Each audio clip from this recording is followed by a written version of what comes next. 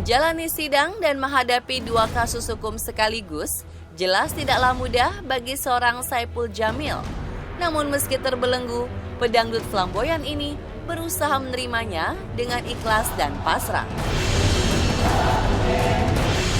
Ya, yang jelas ya saya menjalaninya dengan hikmat, dinikmatin aja, disyukuri, dijalani. Ya walaupun hati sedih, tapi ya sekali lagi bahwa ini adalah nikmat dari Allah. Jadi ya kita ikhlas aja, jalanin aja gitu. Lantas, bagaimana psikolog Poppy Amalia membaca jawaban Saipul Jamil dari kacamata mikroekspresi? Di sini terlihat bahwa jelas ya saya kemudian mengelus-elus rambutnya, menjalani dengan. Nah, kalau orang misalnya dia menjawab sebuah pertanyaan direct langsung tanpa itu adalah perasaan yang sesungguhnya. Tapi kalau sempat dia memberikan jeda gitu, berarti dia mengambil data nih, berpikir mencari jawaban yang tepat. Ia mengatakan lagi, dinikmati saja. Pada saat ngomong dinikmati saja, matanya itu terpejam lebih lama daripada biasa. Jadi gambarannya walaupun kata-kata mengucapkan dinikmati saja, tapi sebenarnya perasaan Bang Ipul dulu tidak berani menghadapi kenyataan yang ada juga gitu loh. Karena mata dipejam lebih lama daripada biasanya. Kalau orang menunduk untuk mata itu merasa dirinya kecil, merasa malu, tidak percaya diri, rendah. Itu kalimat yang diucapkan pada saat mengatakan bahwa ini nikmat dari Allah gitu loh. Jadi pada saat nikmat dari Allah dia merasakan Allah begitu besar, dirinya begitu kecil, itu hal yang wajar dan itu menggambarkan bahwa beliau sangat religius dan banyak yang kesalahan-kesalahan yang telah dilakukan. Tapi pada saat ikhlasin dan jalanin aja sempat lidahnya keluar. Itu kan. Artinya ada kecemasan di situ.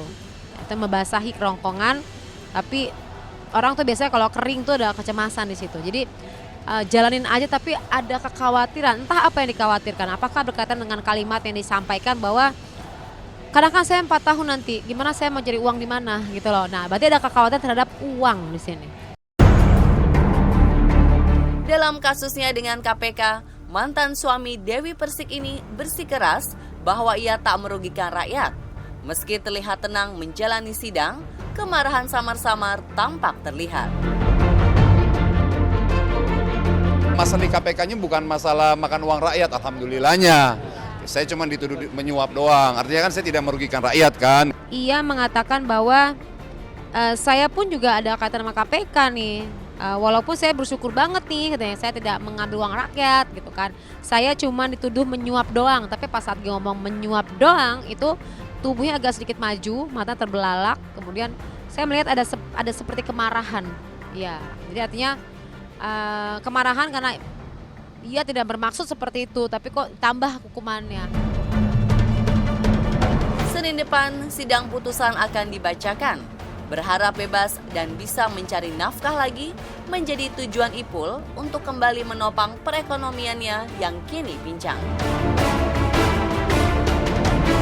Mudah-mudahan pada saat tanggal 31 nanti ya syukur-syukur ada mukjizat tiba-tiba Bang Ipul bebas. Ya kalaupun ada hukuman ya serendah-rendahnya. Makanya saya juga sempat sedih juga, Bapak KPK kok tega banget saya dituntut 4 tahun gitu kan. Nanti yang ngempanin saya siapa kalau saya lama-lama di penjara. Saya mau minta sama abang saya kan nggak mungkin. Abang saya punya keluarga sendiri. Saya tidak mungkin menggantungkan hidup dengan abang saya. Abang saya kan punya keluarga, yang mengatakan seperti itu. Jadi saya melihat bahwa kecemasan dikaitkan dengan keadaan keuangan dirinya yang biasa ya tukang pungut keluarga, tapi ini tidak bisa membantu keluarganya. Sebagai manusia biasa, Ipul mengaku rapuh atas cobaan yang ada. Mulai dari perceraian, kecelakaan jalan tol yang merenggut nyawa sang istri, hingga kurungan penjara, membuatnya selalu berusaha untuk tegar dan menerima.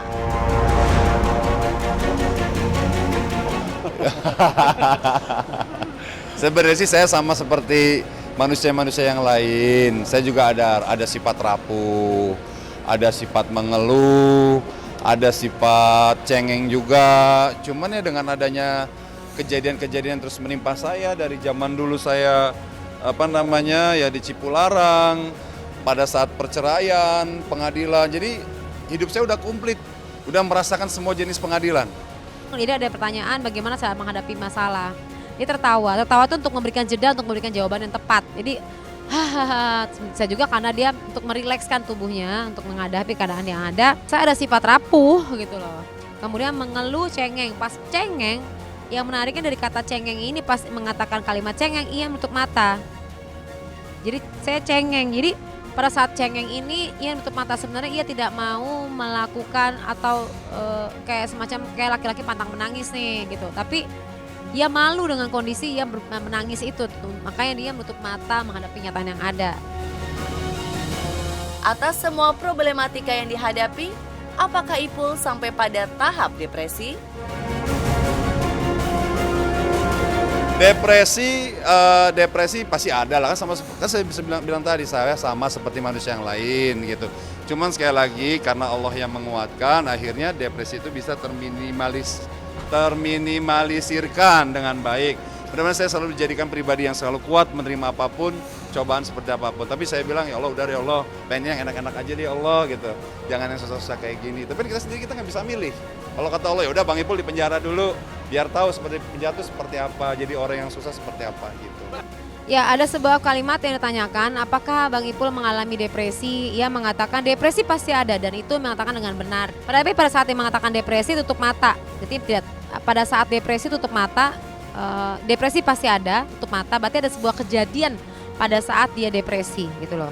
Kemudian ditambah lagi ketegangan dan ia tidak nyaman dengan kejadian depresi pada waktu ia depresi.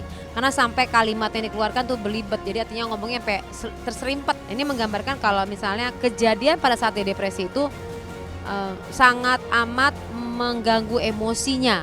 Gitu loh. Entah apa peristiwanya, tapi depresinya yang dirasakan pada waktu itu sangat luar biasa buat dirinya.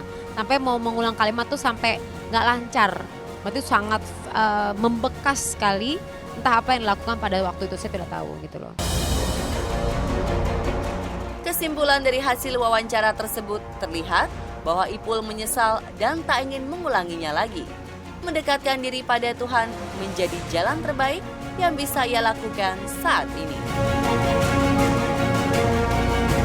Apakah ke depan dia akan tidak melakukan lagi? Nah, itu saya melihat untuk detik ini ia merasa benar-benar berada di ujung titik nol dari dirinya gitu loh.